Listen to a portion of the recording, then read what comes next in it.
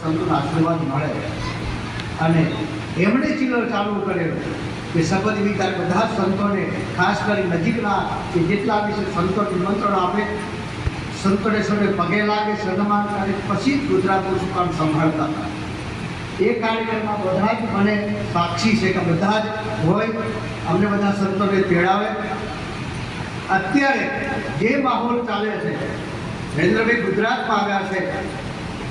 અને આપણા માટે તો ગૌરવની વાત છે. ગુજરાતનું રતન છે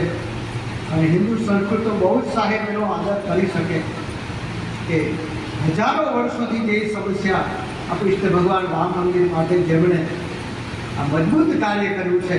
ત્યારે જેટલા એમણે વિરુદ્ધ આપેલા ઉત્સાહ એમને જે ગુજરાતમાં આવ્યો છું, ગુજરાતી બધાને વંદન કરવા, પગે લાગવા, વાત કહેવા માટે એ બધા સંતો પાસે નહીં પહોંચી શકું. એમને કહ્યું એના જે કંઈ કાર્ય કર્યું કે તમે જ્યાં જ્યાં નજીક